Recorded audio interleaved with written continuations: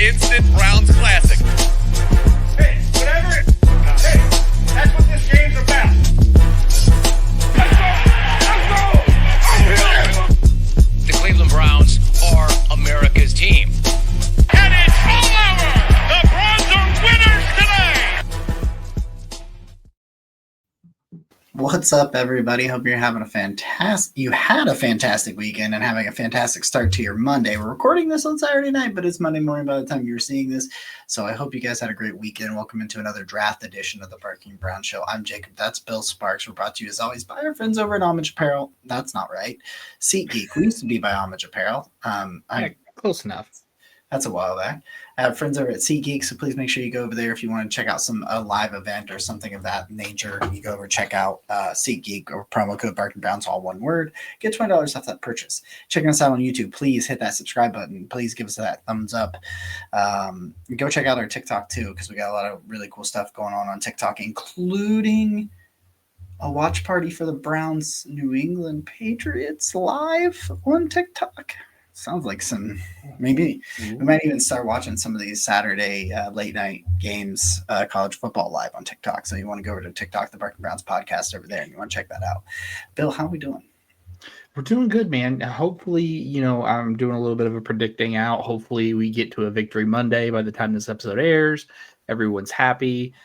Things are good. But, this college football slate, man, we talked about it on the Saturday morning show before we got into our wide receiver rankings, which – after you finish here, go back to the playlist and go watch that show because we talk about our top 10 wide receivers. But this Saturday slate, man, was really hyped up to be a really good slate, and 2/3 of it delivered.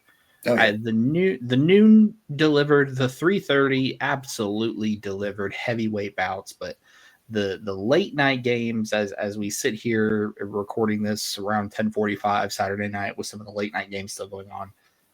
Pretty disappointing. Pretty disappointing. And I'll just get right into it. There's two quarterbacks in this late night slate that are going in different directions, and their arrows are pointing the same way. And it's Garrett Nussmeier and Lenoris Sellers. You and I talked about it before we got on the air. Garrett Nussmeier just does not look right. He looks injured. He's forcing decisions. He's throwing passes in harm's way. Lenoris Sellers looks like he's regressed somehow, which I didn't think was possible because he didn't have that much of a sample size to regress from. And he had a couple of weeks where he was getting better, and then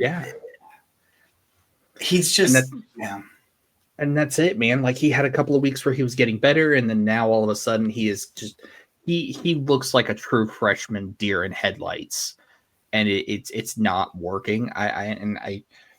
I struggle to see a way to make it work short of scrapping everything you have in the playbook and just playing backyard football with Lenoris Sellers and letting him use his legs more.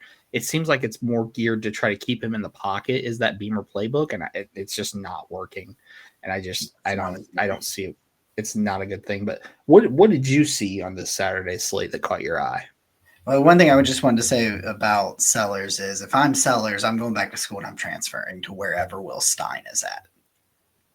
It's just unless for some reason Will Stein stays the OC at Oregon and Dante Moore goes back. But I think Will Stein will be a head coach somewhere, and I would love him to get his hands on Sellers because I think Will Stein's a fan. I think that would be just fantastic. Yes. So we'll get to the big one in just a second. So I wanted to touch on Ohio State first, just a little bit on Ohio State, who took on Illinois today. Probably the best team they've played. Washington's better than people give them credit for. So, but I think Illinois is a pretty good team.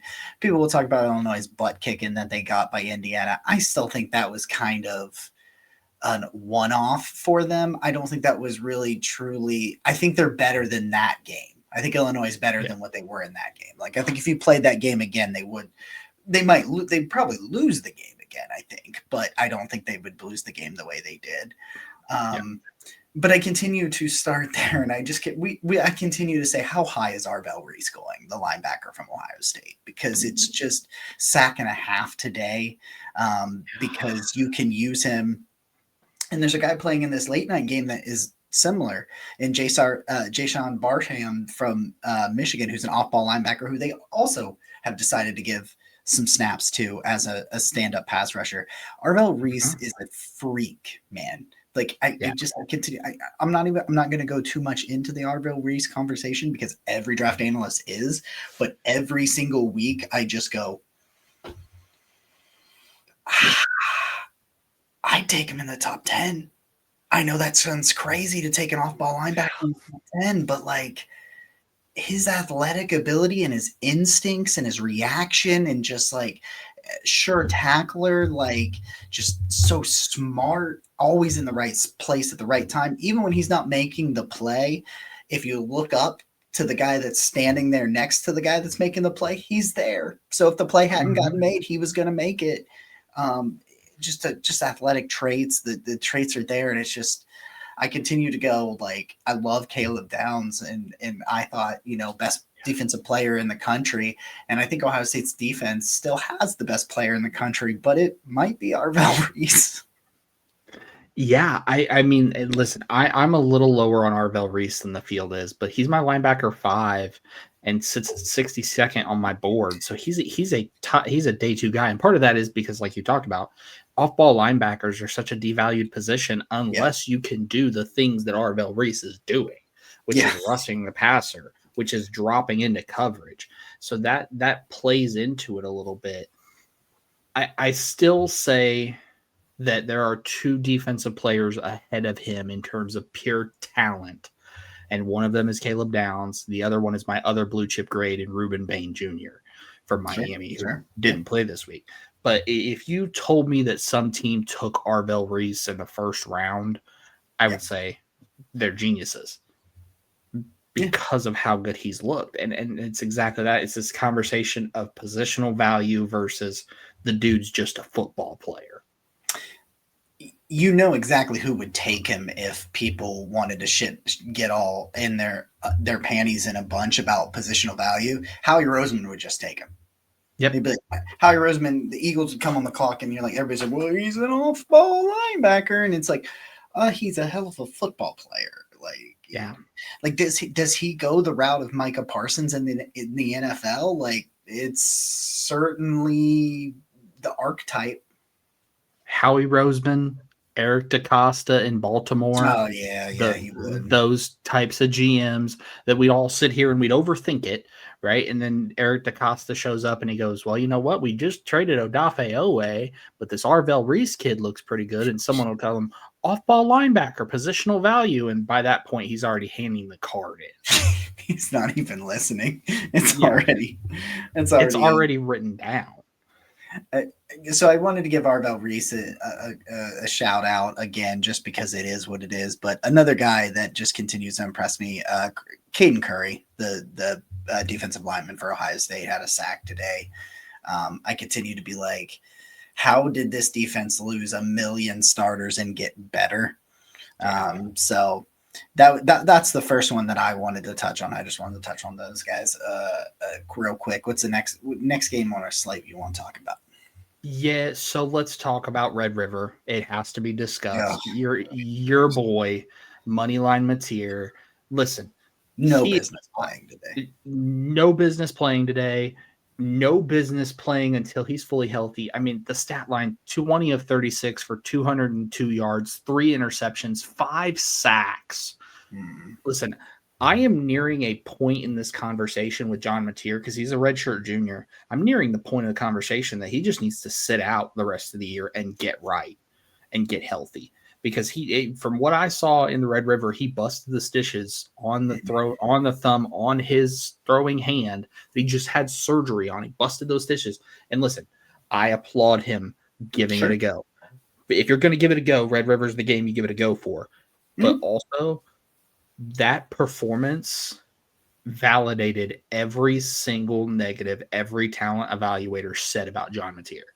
That he couldn't function in the pocket, that he couldn't process well, that he panicked, that he was a gunslinger, that he made a lot of turnovers and poor decisions. Every con box got checked. And this game did more to hurt his stock than it would have if he had played and they won. So it's a lose-lose situation for him. But now you're looking at a situation where he's going to have to play very well for the rest of the year to wash the stink of the Red River off. It was no business playing in that game, man. Like, I didn't end up getting to watch that particular game live, but I watched a good bit of the highlights and the plays, and it's just one of those things where you say, you know, we talk about Nussmeier looking like he was hurt, but like Mateer didn't trust anything. He didn't trust his protection. He didn't trust his arm. He didn't trust his eyes. Like, I mean, I wouldn't either if there were stitches in my thumb on my fucking throwing hand. Like, come on, dude. Like, what do we, you know, it's this, I thought it was cool and kind of like a great story at first that like he was going to come back and all these things. And then I start seeing the early results and I'm like, nah, man, you just had no business playing in that game. And like, I understand the competitor that he is, which I've applauded him for that. I've applauded him for being the leader and the competitor and stuff like that. But there's a point, and Browns fans, and I know a lot of Browns fans listen to this show because that's what we are based on, the Parker Brown show, and this is the draft edition, and we're gonna make it look less Brownsy, a little bit more drafty as we move along this year. But you know, the Browns know all too well how that was with Baker Mayfield in 2021, where it was just like, I applaud you being out there, but I think you're hurting the team more by being out there. You just need to go get yourself right. And you know, Baker admits to this day that he should have, and I wonder if Mateer would too. Yeah, this game, and I'm glad you brought up Baker. This game is the Green Bay Christmas Eve game for John Mateer. The 4 interception, nothing looks right, nothing is working. That is what the game was for John Mateer today, and I applaud him for giving it a go. 100%. It shows every bit of the heart of a competitor that he is. But someone's got to get in his ear and say, listen, shut it down, get the thumb right, get fully healthy, and you've got another year. You don't have to come out this year because, yes, there's the conversation of if you go back to school and you're a senior, which is going to lead into my next point here, what does that look like? Does he end up in a Carson Beck situation where going back to school is the best thing for him, or does he end up in a Drew Aller situation who Penn State lost to Northwestern? Drew Aller just looked horrific. And I was never high on him coming into the season. He had a 5th round grade for me. And I've talked about it at length, and I won't continue to bag on the kid and kick him while he's down. But I don't see a way where he gets drafted at this point. With the tape he put out there, and now he's going to miss the rest of the season. He's not going to be eligible for a medical red shirt because he's already played too many games this season and too many games in his career. I don't see a way he gets drafted. I just don't. I still think he could get a flyer in the 7th, but just because NFL teams love tools and he at least has a big arm.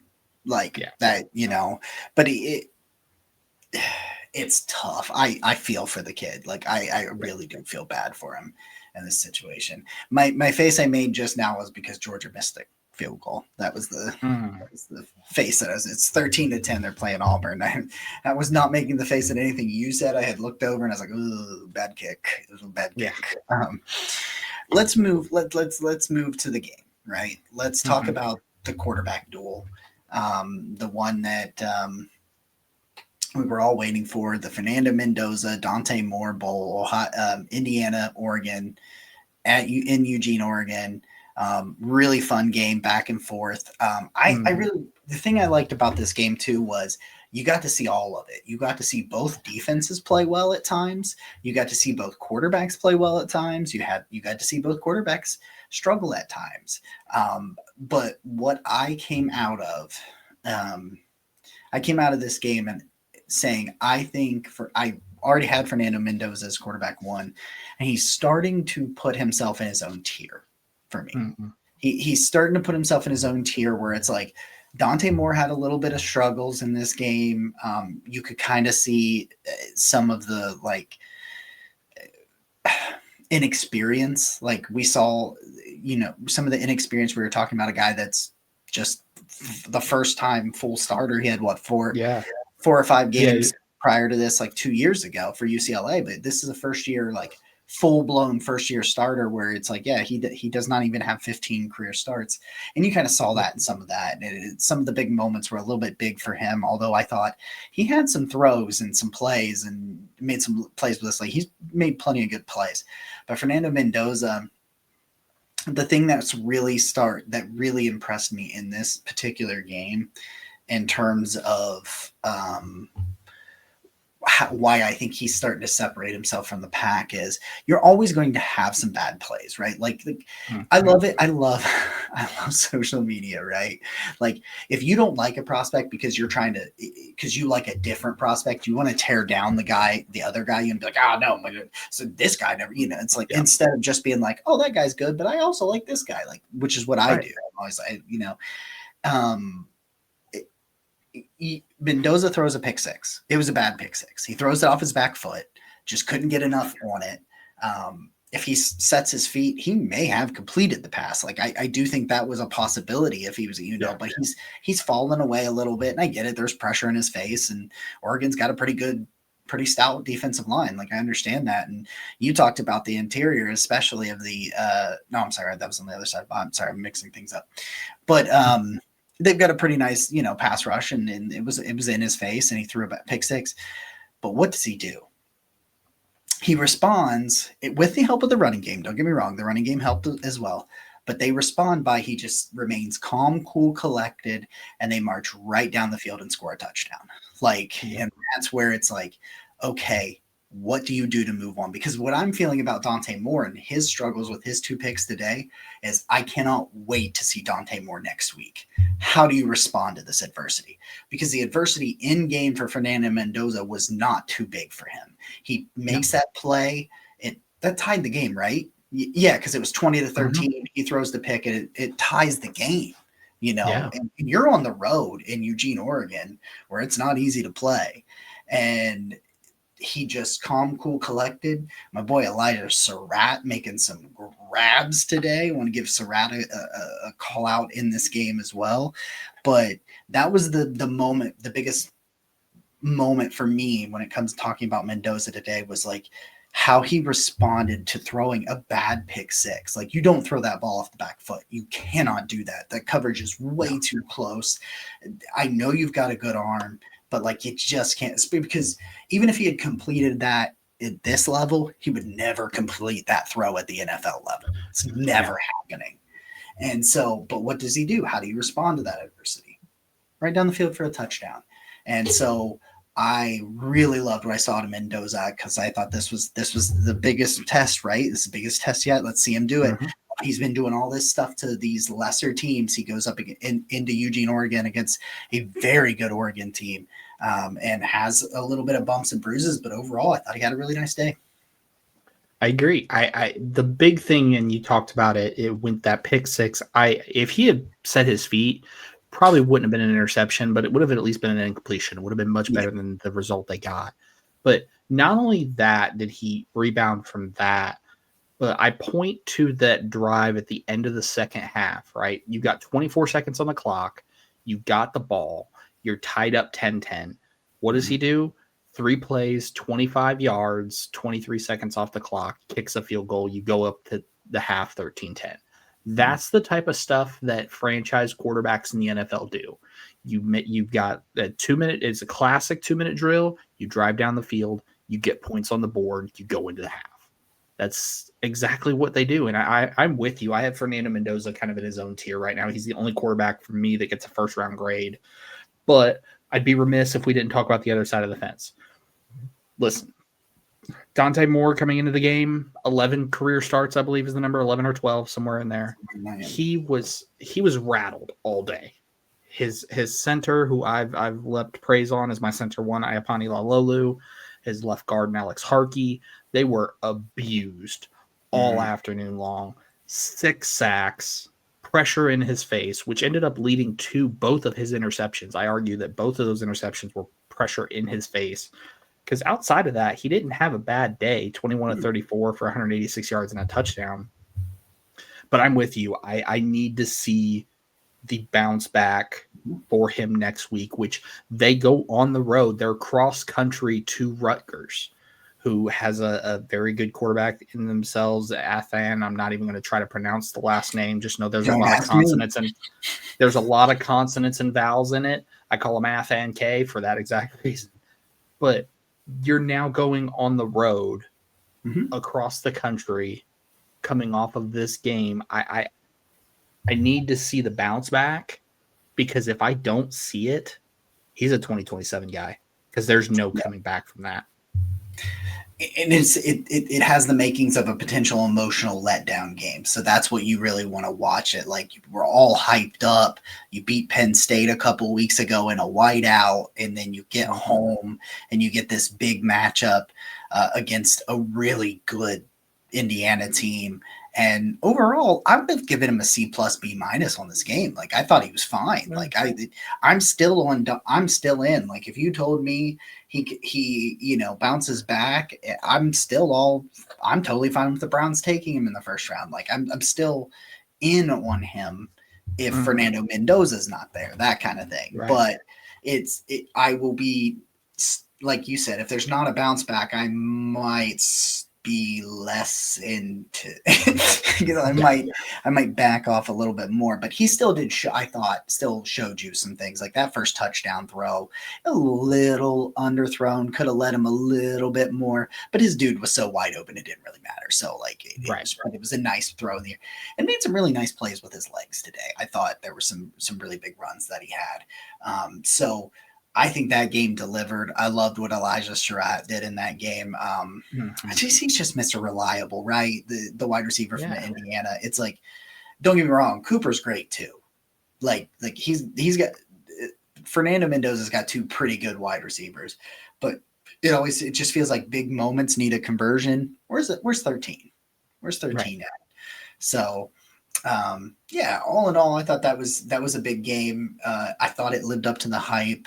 I thought it really let Mendoza showcase that, like, I think you watched him be able to get I watched several throws where he got past his first read. Everybody says he's just a one-read quarterback, and I just don't think that is what you saw today. I think you saw today that he's a truly, I think, kind of seasoned quarterback who I think is getting more comfortable every week. And if you told me the Browns traded both of their first rounds this year and even a first round next year to move up and get Fernando Mendoza, I'd be fine with that. Right.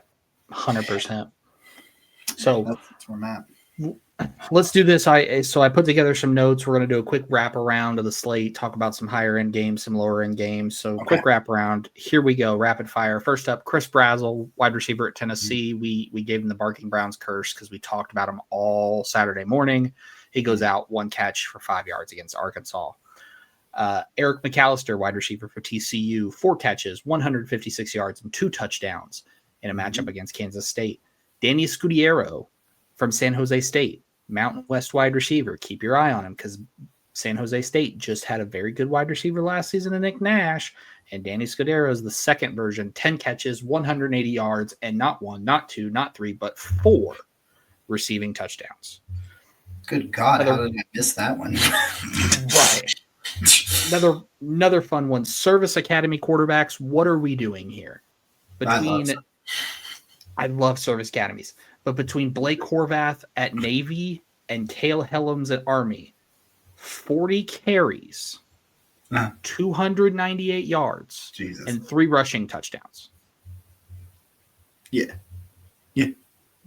What? And then the final bullet that I've got in the chamber, for me, Ty Simpson is entering quarterback 2 conversation.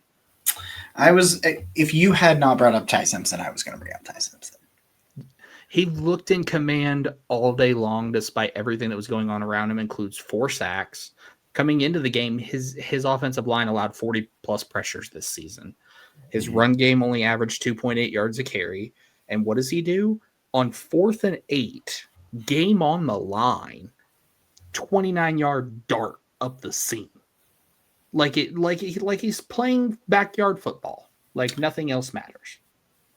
He is the best thrower over the middle of the field in college football right now. Like if you're talking about a guy throwing it in between the hashes, throwing, like crossing routes, backside digs, like just the middle of the field, and attacking inside the numbers. Because we talk about some guys with the outside number stuff. I think he's the best thrower over the middle part of the field in college football right now. And I'm not even sure it's all that close. Like I do think that Ty Simpson's like, it's really funny because like we did the quarterback rankings, updated quarterback rankings, I think a little bit too early. And I left Ty Simpson off the list because I was still a little biased about how bad that Florida State game looked.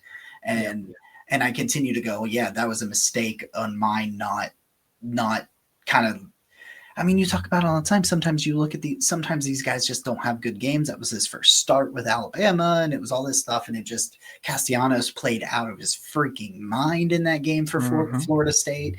And then you start watching what Ty Simpson has done since then, and you're like, I need to pay attention to Ty Simpson. So I'm glad you brought that up. I got a couple of notes here. What do I got? What have I not hit on?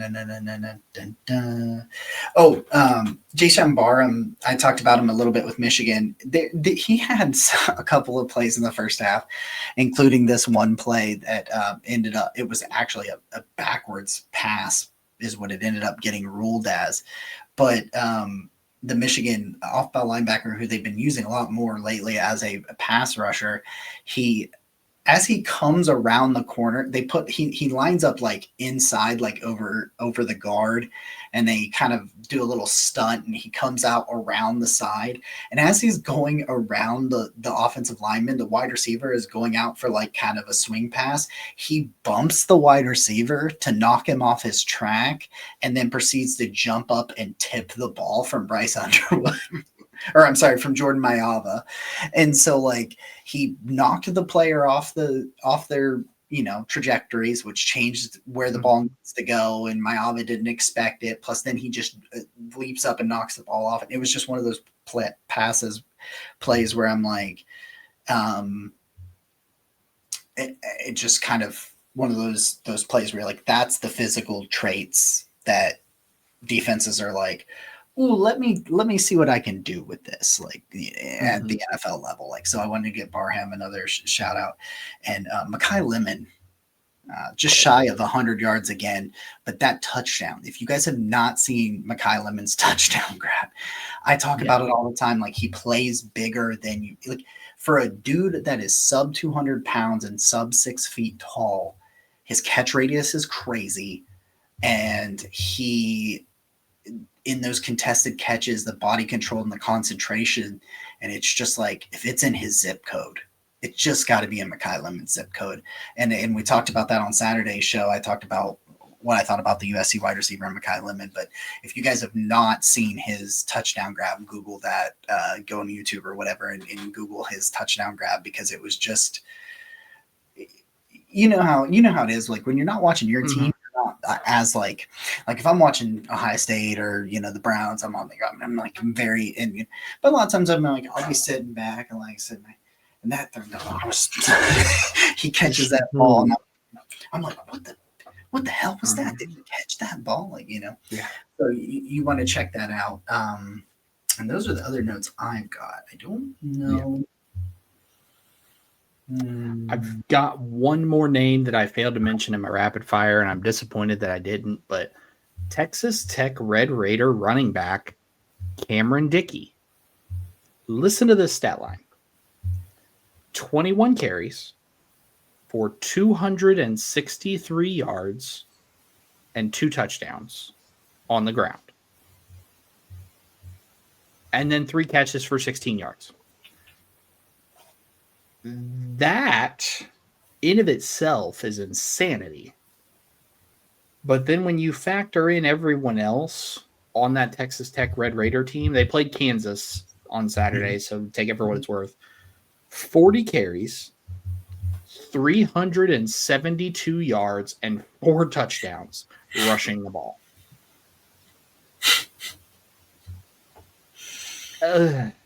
I don't want to be in that Kansas film room come Monday morning. Like burn. If you're Kansas run defense, just burn the tape. Burn the tape. Move on to next week because there's nothing you can glean from, an average of 9.3 yards a carry against you. That's one that you, as our friend Casey would say, that's one that you just bury under you bury that film just right under your build, he always says in Berea when he's talking about the Browns. He's like, you just bury it under the headquarters and you don't look at it. One quick shout out and we'll get out of here. Another sack for Cassius Howell from Texas A&M. That dude just continues. It's eight sacks now in 6 games. And I heard Todd McShay talking about it, and everybody's like, well, where did this guy come from? It's like, well, he was behind Nick Scorton and Shamar Stewart last year. And he still caught my attention a little bit last year. I still was very aware of who Cassius Howell was. But yeah, getting another sack for him today. I just love that get off from him, man. Like, he can get off that line of scrimmage and just in your tackle. Some of those tackles just have no shot at even getting hands on him because that it's just so explosive off the line of scrimmage. Like I'm very interested. We'll be continue on our Saturday shows, doing some ranking shows. Be interested when I get to the edge rankings where he ends up, but I can't see him being further than like 3 or 4 for me. Like I think he's definitely in the top 5, probably high, and I don't think it's 5. Yeah. I'm not sure because I have not done enough edge work, enough work on the other guys to know where I want to put them. But Cassius Howell's been really good. I agree. For me right now, he came in with a day 3 grade, like round 4 for me because he hadn't put it all together yet. Right. But I mean, you look at the size, 6'3", 248, it has an explosive get off. My comp for him, it's Isaiah McGuire 2.0.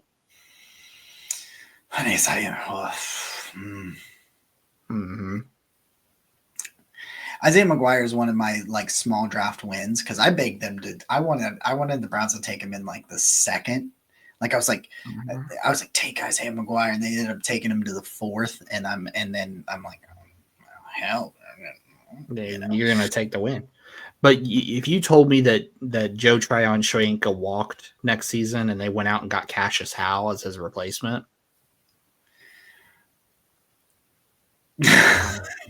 listen, you want 2 Isaiah McGuires? You want right? 2 of them? Yeah, I'll take him. Give me all the Isaiah McGuires that you have. That's exactly. It's like that you seen Parks and Rec? You watch Parks and Rec? Mm-hmm. Yeah, I watch it. So my favorite. So when I was in Afghanistan, I had a Ron Swansonisms poster.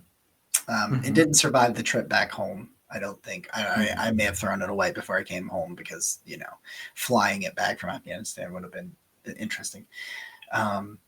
But one of my favorite quotes from him, and this is what it is when he tells the guy, bring me all the bacon and eggs that you have. And then he says, wait, I'm afraid what you heard was bring me a lot of bacon and eggs. What I said was bring me all of the bacon and eggs that you have.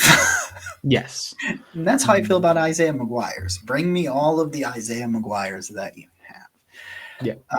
Guys, thank you so much for checking this out. We appreciate you guys so much. Like I said, check out the TikTok. We're going to be doing some exclusive stuff over there on the TikTok as well. And we're dropping 2 shorts every day. Sometimes they're clips from our shows, and sometimes they're just like me being mad that the Browns won't use Dylan Sampson. What would be hilarious? I just said that. Wouldn't it be funny if they used him this week and this video comes out later and then everybody's like, Jacob, they used him, he had 100 yards, and I'd be like, I would love that. He had 10 catches for 105 yards, and it's like, well, my shaking fist at cloud TikTok worked. Okay, the tick on the talk worked. Touchdown. We appreciate you guys. Well, seriously, we do. We love you all. I'm so happy that you're here. I've got some ideas. We're gonna do some watch parties on TikTok, and one thing I will say, I haven't got Casey to agree to this, but I do not eat onions, right? Like onions, it's a texture thing for me. It's a texture thing. because like onion powder, like my wife puts onion powder and stuff that we eat all the time. Like it's, but the slimy texture and things like that. I'm thinking like if we go on TikTok live and people start giving us gifts, that potentially I'll eat an onion. Like that could be a thing that could happen. I do, by the way, on our TikTok coming up, I lost a bet. I lost a 53-man roster bet, so I have to eat this really super sour candy. So watch out for that.